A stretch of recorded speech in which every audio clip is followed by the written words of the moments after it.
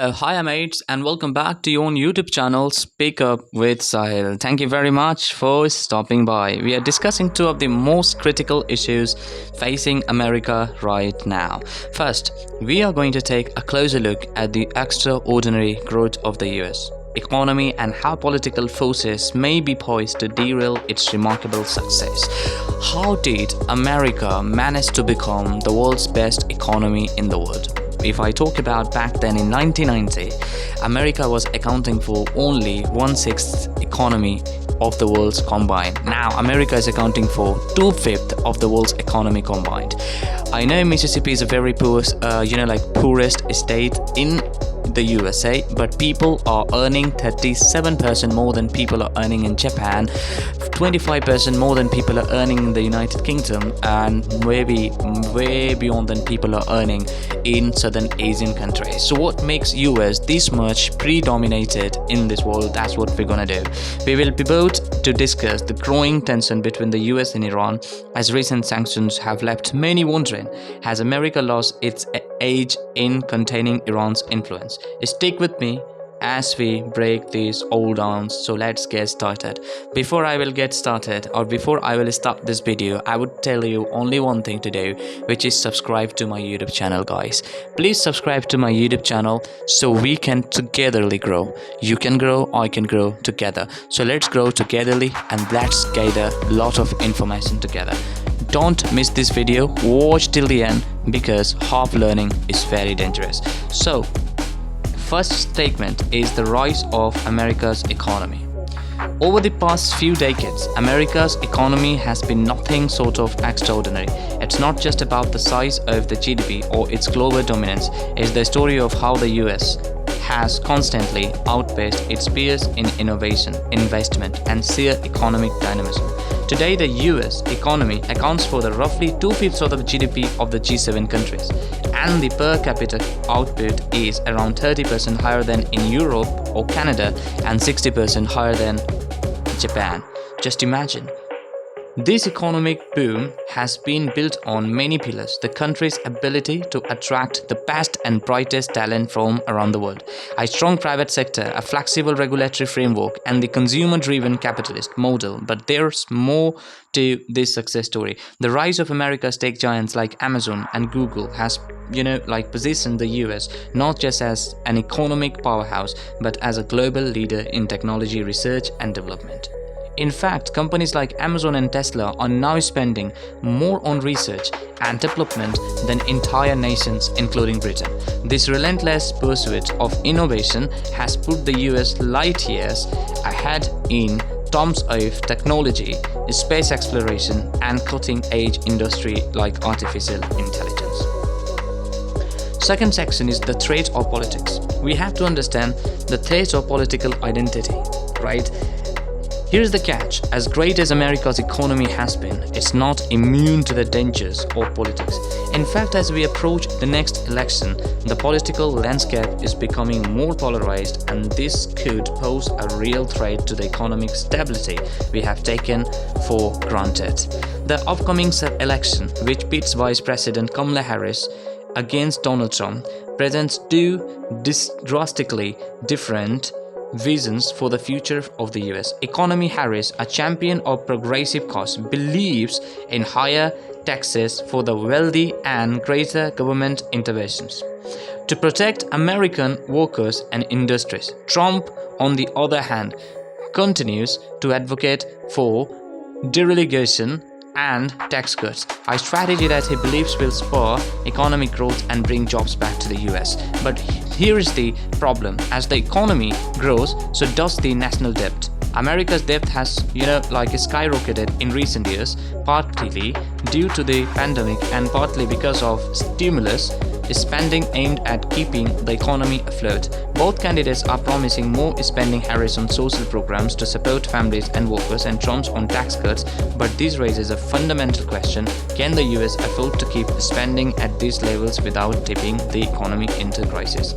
If unchecked, this level of deficit spending could have severe consequences, especially as interest rates rise and inflation continues to be a concern. Economists warn that unless the government adopts a more disciplined approach, the US could face higher interest rates, slower growth, and possibly even a recession.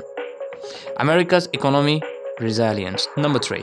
Yet, despite these challenges, America's economy remains incredibly resilient. Why?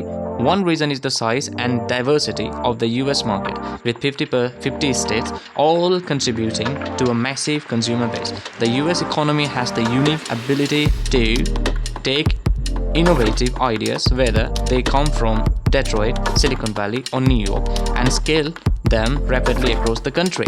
Moreover, unlike countries such as Germany or Japan, America has been able to marry light touch regulation with a culture of innovation and investment. During the pandemic, the US government's massive stimulus measures ensured that the economy not only survived but grew. Since 2020, the US economy has expanded by 10%, 3 times faster than the average G7 countries. This combination of factors has created a virtuous cycle.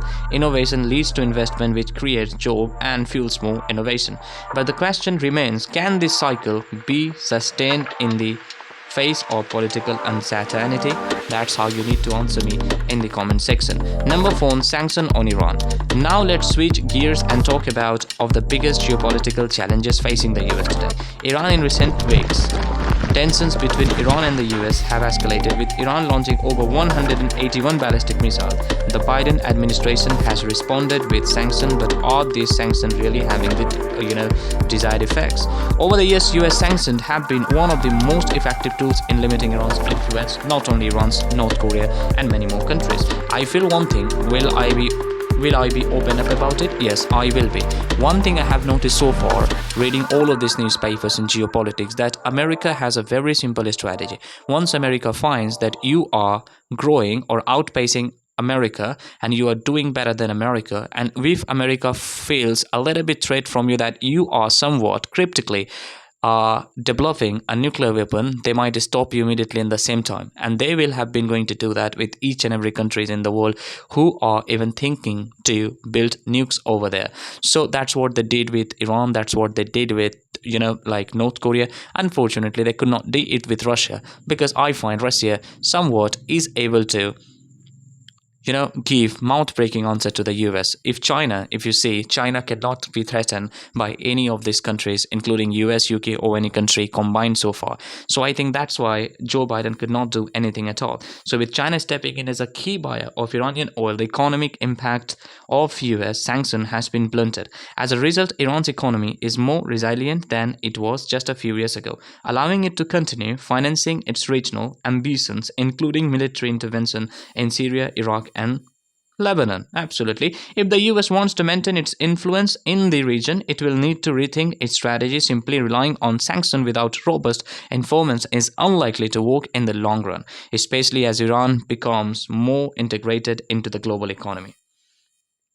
In conclusion, the US stands as a crossroads. At home, we have a booming economy that could easily be derailed by political mismanagement. Abroad, our ability to influence global affairs, especially with nations like Iran, is being challenged by evolving geopolitical dynamics. The next few months will be critical, as both domestic and foreign policies will save not just America's future, but the global economic and political landslide as well. And I feel this topic should be seen by hundreds and thousands of people. For that, you need to share this video with them who really want to improve their communication and they want to enhance their knowledge like in the US politics. And look at that, US is growing very well. As I told you very clearly, economy of the US has been increased by 10% since 2022, and it is more than expected by the G7 country, 30 times more than the G7 country combined. So look at the countries. G7 countries were created, and G7 countries combined or accounts for approximately 70% of the world's population, including China, India, Brazil. Look at this. These countries become BRICS country. Just why? Because they account for 70% total population of the world. And when you look at the fact that what does this person Joe Biden wants, he wants very clearly one thing. Before leaving the White House, somewhat he wants to maintain his name, that Joe Biden literally did something for people. But I think he will be more accused of committing genocide in Gaza along with Israel's, like by giving Israel billions and billions of dollars to kill small babies and innocent women. I'm not saying that what Israel is doing is wrong, but I am saying the way Israel is doing, it's totally wrong.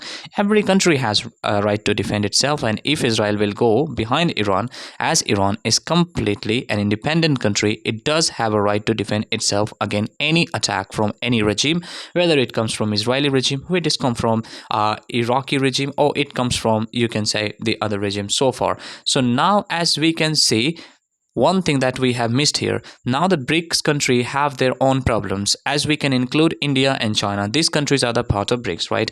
So as this country have become the part of BRICS, these countries have their own problems, and China is holding long back to escalate some of the Indian states for a long time. And even China has done something to do that in Dal Lake, on many more places in like northern India. India has been waiting quite long for like taking its places back, which was clearly taken over by China. And now both of the countries are going to be in a meeting. That's what we can call the like BRICS meeting, right? So these BRICS meetings are going to be held in such countries where Vladimir Putin will be holding it. Second, Iran and Saudi Arabia will be invited to talk along with Vladimir Putin about the BRICS meeting.